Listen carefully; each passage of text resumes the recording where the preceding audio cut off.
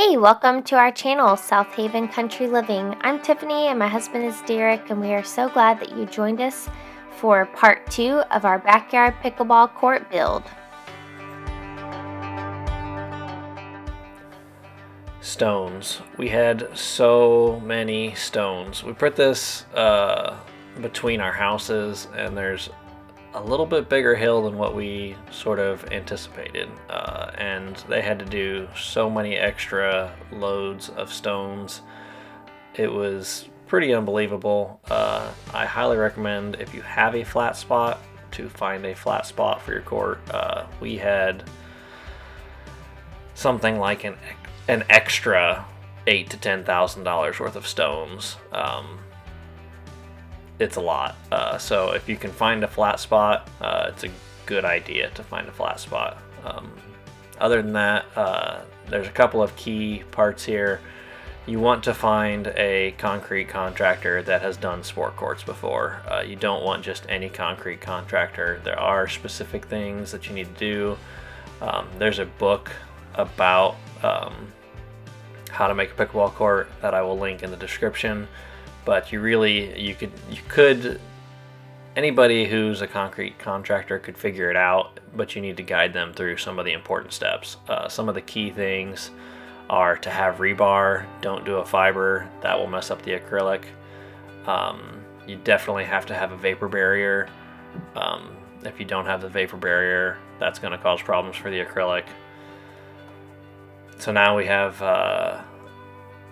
our paint contractor here, and he's started with acid washing the court, and then we've got a layer of acrylic, and then after that we had quite a few layers of rubber. We've got a thicker rubber first, I think, and then he does a smaller sized granules, and it's really pretty great for your joints. I don't notice any difference as far as the bounce. They seem to bounce the same as other courts I've played on, but if you can play for a long period of time and don't feel any issues with your knees or back, I've found it to be very helpful. But I will say that it is very, very expensive.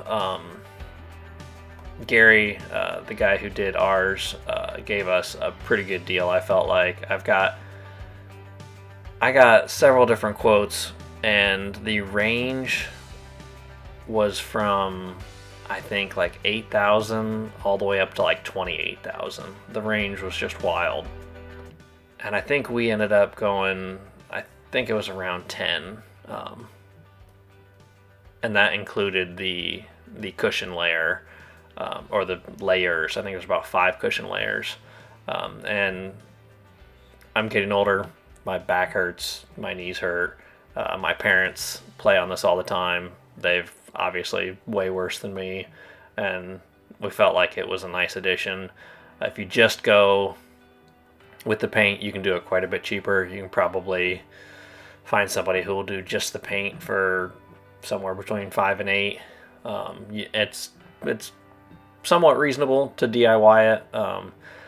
I wasn't confident in myself doing the lines personally. I do a lot of stuff DIY, obviously, but this was one thing that I felt like I wanted somebody who knew what they were doing. There's a lot to it, especially getting all the since we were doing the cushion layers. That just wasn't something that I felt like I should do. And Gary's quote was so reasonable relative to some of the others we got. We just decided to go for it. He did a fantastic job. We are super happy with how it's turned out. And this is the first time we got to play on it. We got our net out there, which is a Swift net, and we've been pretty happy with it. I think someday I will upgrade to one of the championship style nets, but for now, this is good enough. Thanks for watching. Don't forget to subscribe.